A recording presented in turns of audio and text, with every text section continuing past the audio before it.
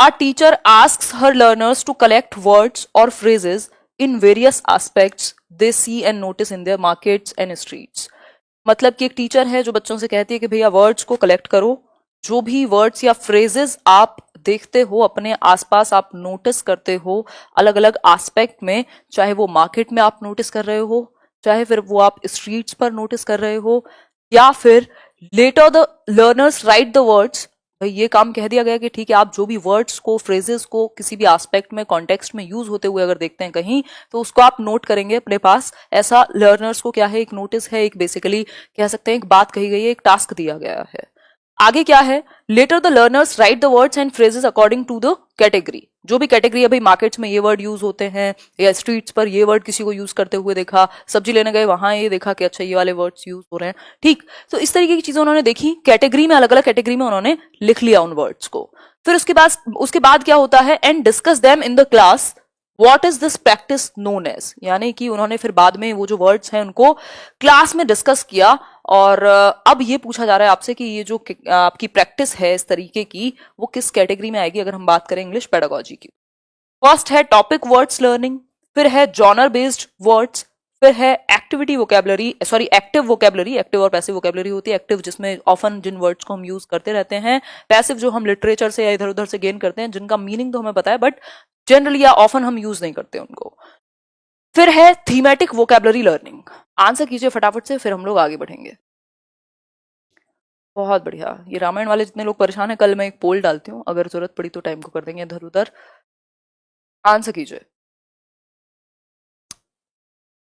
Next answer दे रहे हैं आप लोग, डी होगा इसका आंसर। एक्टिव वोकेबलरी वो है जो आप जनरली यूज कर रहे हैं वर्ड्स, लेकिन अभी एक टास्क दिया गया है, इस टास्क के बारे में, इस प्रैक्टिस को क्या कहा जाएगा ये पूछा है। ये नहीं पूछा कि लर्नर्स जो वर्ड्स होंगे उनके पास इस प्रैक्टिस के बाद वो किस टाइप की वोकेबलरी के होंगे।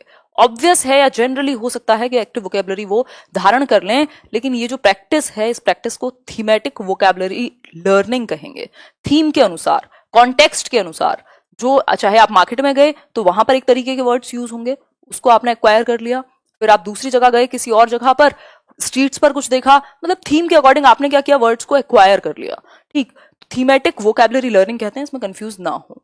आगे बढ़ेंगे नेक्स्ट क्वेश्चन की तरफ। नेक्स्ट क्वेश्चन क्या है देख लेते हैं। Question number 2,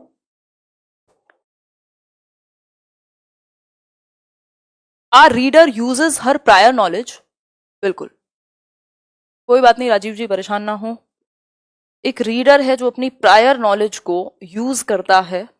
our reader uses, एक सेकेंड रुको, ये आज ना प्रॉब्लम्स।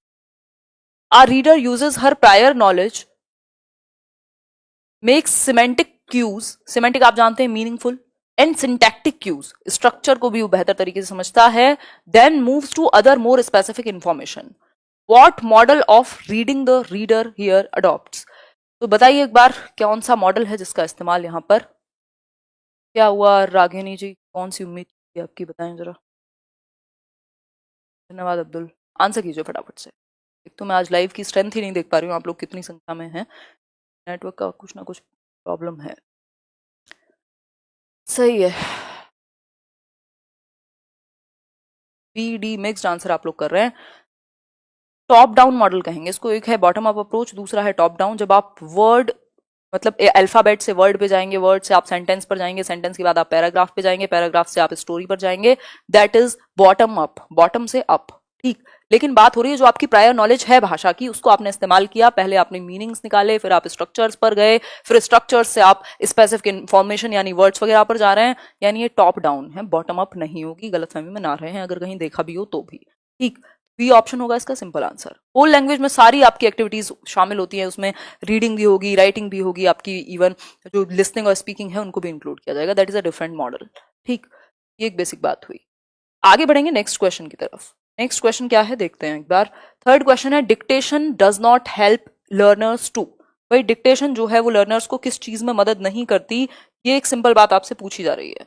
तो पहला ऑप्शन क्या है यहाँ, पहला है improve there reading skill. Dictation जो है, श्रुत लेख कहते हैं हम इसको, हिंदी में इमला कह दिया करते थे, ठीक। ये जो श्रुत लेख है आपका, ये किस चीज में मदद नहीं करेगा। पहला ऑप्शन है इंप्रूव देयर रीडिंग स्किल, बच्चों की रीडिंग स्किल को इंप्रूव कराने में, पठन कौशल को इंप्रूव कराने में, या फिर इम्प्रूव देयर स्पेलिंग, उनकी स्पेलिंग्स इम्प्रूव कराने में, या फिर एनहेंस देयर लिसनिंग कॉम्प्रिहेंशन, वो सुन सकें बेहतर तरीके से, या फिर इंक्रीज देयर कॉन्सेंट्रेशन, मतलब उनका कॉन्सेंट्रेशन बेहतर हो। एक बार आप आंसर कीजिए, फिर हम लोग बढ़ेंगे आगे और देखेंगे क्या चीजें हैं जिनको और बेहतर तरीके से डिस्कस किया जाता है। आज आप में से बहुत सारे लोग जनरल क्वेश्चंस का आंसर गलत करने वाले हैं, जिसको आप लास्ट में जरूर देखिएगा आउट ऑफ 20 आपके कितने ठीक हुए हैं। ये वो क्वेश्चंस हैं जिनको चाहे आप लैंग्वेज 1 चूज कीजिए, लैंग्वेज 1 चूज कीजिए, आप पेपर 1 में जाइए, पेपर 2 में जाइए, इस तरीके के क्वेश्चन आपसे पूछे जाएंगे। ये कॉमन क्वेश्चंस हैं। बहुत बढ़िया। इंप्रूव देयर रीडिंग स्किल, बात बिल्कुल ठीक है, बात बिल्कुल ठीक है। क्यों? अगर डिक्टेशन की बात करें तो डिक्टेशन में क्या होगा, मान लीजिए टीचर है वो बोलेगा, या आपने अपनी मम्मी पापा को भी बुलवाया होगा कई बार, आप जब प्रैक्टिस करते थे कि भाई आप बोल दीजिए मैं लिखूंगा, दैट इज डिक्टेशन की अगर बात हो रही है। तो डिक्टेशन में क्या है, आप सुनेंगे ध्यान से, अगर सुना नहीं आपने तो आपकी स्पेलिंग मिस्टेक हो जाएगी, और स्पेलिंग को ठीक कराने के लिए सबसे बेस्ट तरीका है डिक्टेशन। ठीक, इसके अलावा कॉम्प्रिहेंशन, ऑब्वियसली लिसनिंग कॉम्प्रिहेंशन, सुन करके आप सही समझ पाएंगे, आपको श स की और की जो होता था, मतलब छोटी ई की मात्रा आएगी, बड़ी ई की आएगी, या इंग्लिश में भी डिफरेंट डिफरेंट चीजें आपको पता लग जाता है कि सीकर लिखना है तो कौन से वाला लिखना है ना। नो बोला है तो KNOW नो है या फिर NO है, तो आप बहुत ध्यान से सुनते हैं और कॉम्प्रिहेंड करते हैं, यानी कॉन्सेंट्रेशन भी आपका बेहतर होगा। लेकिन इसका जो काम है वो रीडिंग स्किल को इंप्रूव कराना नहीं है, ये कोई रीडिंग की एक्टिविटी नहीं है, ये आपकी राइटिंग की एक्टिविटी है, जिसमें आपको ध्यान से सुनना भी पड़ेगा और आपकी स्पेलिंग भी ठीक होंगी और कॉन्सेंट्रेशन भी ठीक हो जाएगा। ठीक है अभिषेक, ऐसे चलिए खुश रहिए, आगे बढ़ते हैं। नेक्स्ट क्वेश्चन पर देख लेते हैं एक बार। नेक्स्ट क्वेश्चन क्या है? नेक्स्ट क्वेश्चन आपके सामने है। नेक्स्ट क्वेश्चन कहेगा, a teacher asks students of class 3rd to describe their best friend. भाई एक टीचर ने 3rd क्लास के बच्चों को अपने बेस्ट फ्रेंड के बारे में बताने के लिए कहा। भाई मान लीजिए आप 3rd क्लास में है, मैं आपसे कहूं कि अपने बेस्ट फ्रेंड के बारे में बताओ, अब आप पूरा पोथे लिख देंगे, चाहे वो उसकी बुराइयां हो चाहे वो उसकी अच्छाइयां हो, है ना, मतलब विशेषताएं, वो अपने आप में कुछ एक कैरेक्टरिस्टिक्स होंगे, वो अलग सी चीजें होंगी, विशेष होंगी वो। ठीक है, तो क्या होगा यहाँ पर, बच्चों ने बताई होंगी अपने बेस्ट फ्रेंड के बारे में चीजें। She writes the students responses on the black board. अब वो क्या करेगी, ब्लैक बोर्ड पर रिस्पॉन्स लिखा, अच्छा ये तुमने ये बताया कि बहुत सच बोलता है, ये बताया तुमने तुम्हारा कोऑपरेट करता है तुम्हारे साथ, ठीक, इस तरीके की बहुत सारी चीजें टीचर ने ब्लैक बोर्ड पर लिख दी। ठीक है, at last she states that all these describing words on the black board are adjectives. मतलब कि फिर लास्ट में उन्होंने क्या कहा, ये सब कुछ लिख करके सबसे 4 बच्चों से पूछा, 40 से पूछा, लिख दिया बोर्ड पर जो भी लिखना था, मेन पॉइंट्स, फिर बताया लास्ट में कि भाई ये जितनी भी चीजें लिखी हुई है ना, ये जितने भी कैरेक्टरिस्टिक्स लिखे हुए हैं, इनको एडजेक्टिव्स कहते हैं, यानी कि ये विशेषण हैं जो नाउन के बारे में कुछ विशेषता बता रहे हैं। ठीक है, या प्रोनाउन के बारे में। तो इस केस में बात क्या हुई, क्या है, ये कौन सा मेथड है, बहुत ही ज्यादा हमने डिस्कस किया हुआ है, ये इंडक्टिव मेथड कहलाता है। डिडक्टिव मेथड वो होगा जब पहले आपको रूल या डेफिनेशन बता दी जाए और बाद में एग्जाम्पल दिया जाए, जनरल टू स्पेसिफिक। लेकिन यहां पर क्या हुआ है, स्पेसिफिक एग्जाम्पल्स पूछे गए हैं बच्चों के बेस्ट फ्रेंड के बारे में। हर किसी का बेस्ट फ्रेंड उसके लिए विशिष्ट होगा, एग्जाम्पल क्या है, स्पेसिफिक होगा, यानी डेफिनेशन जो है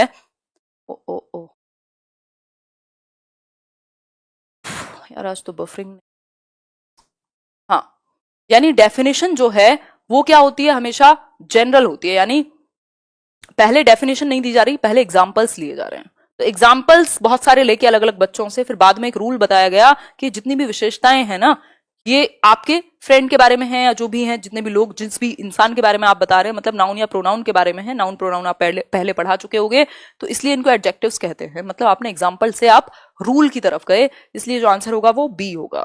आगे बढ़ेंगे नेक्स्ट क्वेश्चन पर।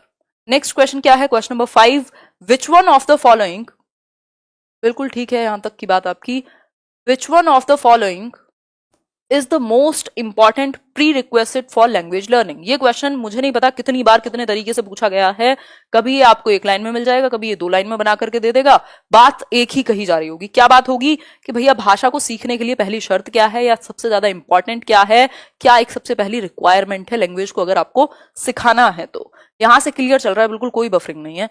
देखिए एक बार, भाषा को सीखने के लिए पहली शर्त कह सकते हैं क्या है, list of aims and objectives of the language to be learned. मतलब आप एम्स और ऑब्जेक्टिव्स की एक लिस्ट बना दें, तब सीखेगा बच्चा भाषा, या फिर providing a good text book to children to learn the language, एक अच्छी सी किताब ला करके दे दें, अपने आप सीख जाएगा। या फिर using structural situational approach while teaching, जो स्ट्रक्चर वाली, जो ग्रेडेड मैनर में आप स्ट्रक्चर्स को प्रैक्टिस कराते थे, मेथड मैंने आपके बनाए हुए हैं, एक बार सर्च करके पढ़ लेना, तो उसमें क्या है वो वाली अप्रोच है। या फिर children's motivation to learn the language, तो जितने भी लोग डी आंसर कर रहे हैं बात बिल्कुल ठीक है, motivation is the prerequisite to learn the language. आप भाषा नहीं सीख पाएंगे यदि आप रेडी नहीं है, आप मोटिवेटेड नहीं है, आप कहें मैं ये भाषा भी सीख लूं वो भी सीख लूं, क्यों? क्योंकि आपको प्रॉब्लम्स आएंगी और आपको परसिस्टेंट रहना पड़ेगा।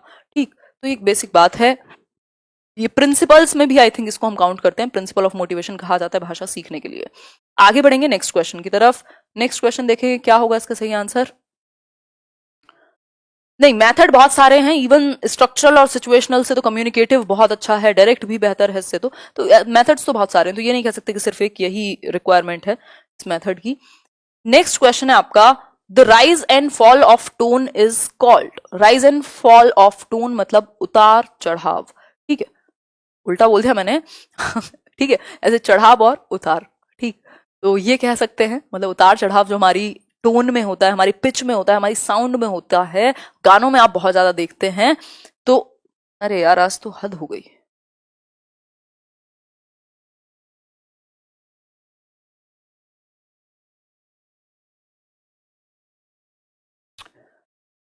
होपफुली अभी चल रहा होगा,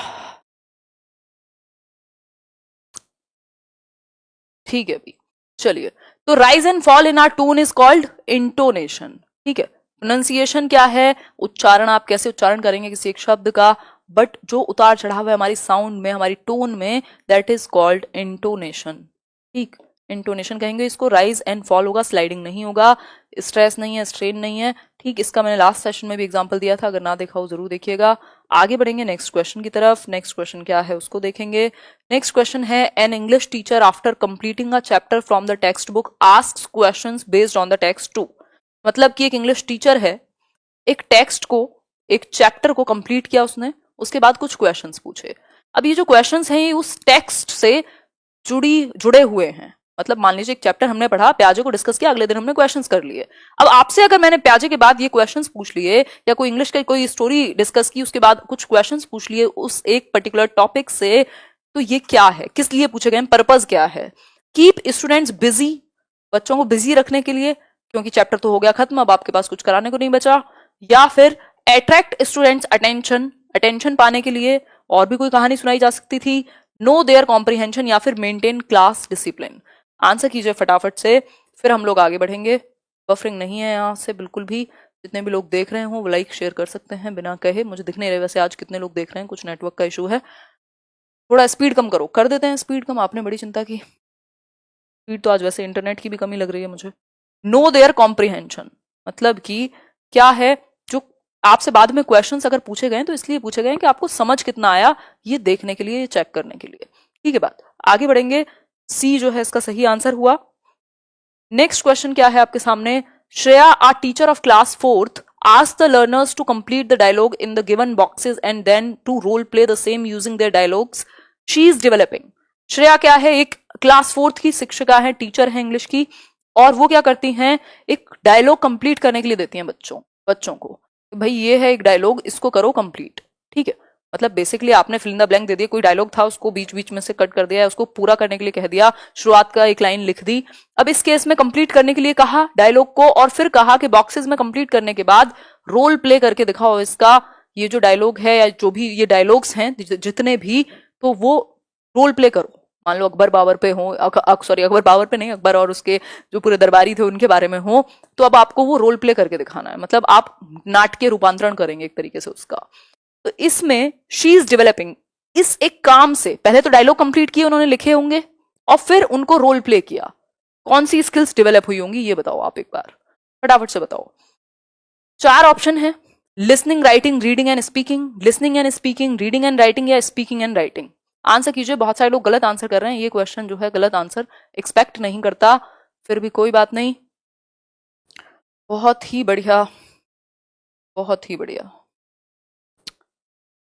डी तो नहीं होगा, क्यों नहीं होगा, समझो बात को। एक तो राइटिंग का तो इस्तेमाल किया ही है बच्चों ने, पहले तो सबसे पहले लिखा ही होगा, वो जो डायलॉग होगा पढ़ा होगा पहले कि अच्छा ये लिखा है, इसके बाद ये आना चाहिए, पढ़ के फिर लिखा, उसको कंप्लीट किया, देन क्या किया, फिर से पढ़ा होगा, अपने अपने डायलॉग चूज किए होंगे, भाई तू ये वाला डायलॉग बोलियो, मैं ये बोलूंगा, जब सामने वाले ने बोला उसने ध्यान से सुना होगा और फिर उसको रिप्लाई किया होगा। दैट मीन्स आपकी चारों स्किल्स, ओहो हो वास्तु,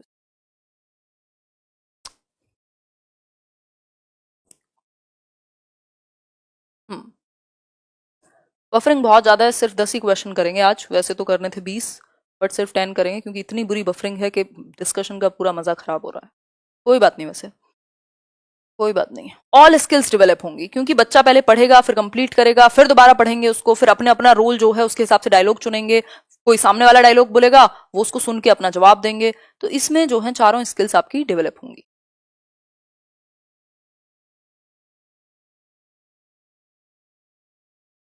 ठीक, चारों की चारों स्किल्स जो हैं वो डेवलप होंगी यहाँ पर। क्लियर हुई होगी बात यहाँ तक की, होपफुली चीजें क्लियर हैं अभी। चलिए आगे बढ़ते हैं, दो और क्वेश्चंस करते हैं फिर आज के लिए यहीं छोड़ेंगे, इंटरनेट अगर ठीक ना चले तो प्रॉब्लम्स बहुत सारी हो जाती हैं। देखिए एक बार question, which one of the following can not be used in formative assessment, यानी कि एफए में किस एक चीज को यूज नहीं कर सकते, एक है एफए, दूसरा है एसए। ठीक है, एफए और एसए।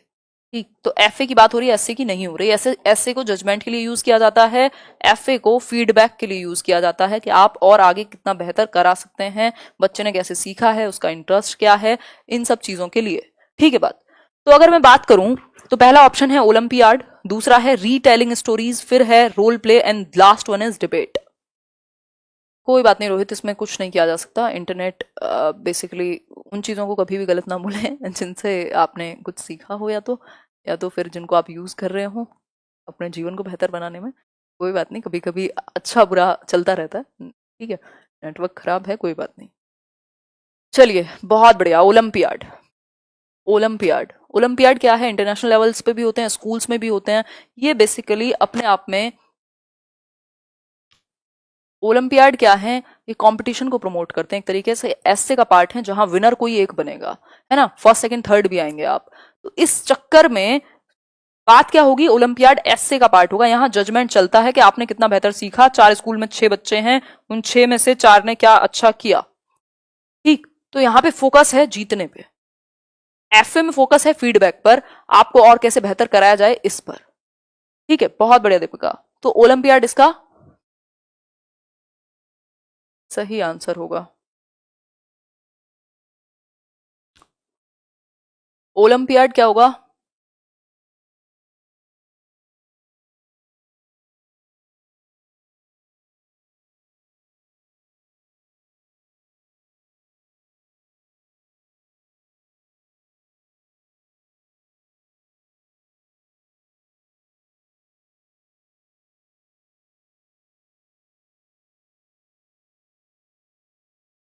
बहुत बढ़िया रमेश जी, नाम ले लिया आपका शबाना जी, मुझे लग रहा है आज तो नाम ही लेंगे हम। खैर, यहाँ आते हैं, देखते हैं एक बार कि क्या डिस्कशन है यहाँ पर। किसी ने पूछा रीटेलिंग स्टोरीज भी तो हो सकता है, देखो ये एक रचनात्मक गतिविधि है, मतलब जिसमें बच्चा क्या है अपने आप को एक्सप्रेस करेगा, ऑलराउंड उसका डेवलपमेंट होगा, सिर्फ पेन और पेपर का टेस्ट नहीं है। आज तो सेशन नहीं चल पाएगा ऐसा लग रहा है, सिर्फ पेन पेपर का टेस्ट नहीं है, ये सभी एस्पेक्ट्स का टेस्ट हो जाएगा। और ऐसे में हम जजमेंट पे ध्यान देते हैं, पेन पेपर टेस्ट पर ध्यान देते हैं, तो तब भी करेंगे ना जब ये चल जाए यहाँ से। हाँ, चलिए 10th क्वेश्चन पे चलते हैं। ओलंपियाड इसलिए होगा क्योंकि पेन पेपर से रिलेटेड है, बाकी के एस्पेक्ट्स को नहीं टेस्ट करता, अदरवाइज डिबेट में भी, रोल प्ले में भी, रीटेलिंग में भी आपकी बाकी स्किल्स को जज किया जा सकता है। आगे बढ़ेंगे नेक्स्ट क्वेश्चन पर जो कि लास्ट होगा आज के लिए। अब देख लीजिए, अगर आप देख पा रहे होंगे तो आपकी बहुत ही बड़ी एक, अपने आपको भाग्यशाली समझिएगा कि आज जो इंटरनेट है, इंटरनेट सब कुछ ठीक है, मतलब I am not able to comprehend कि भैया हुआ क्या है, पता नहीं, स्पीड ठीक है, सब कुछ ठीक है, फिर भी नहीं चल पा रही चीज। खैर देखो यार, चले तू,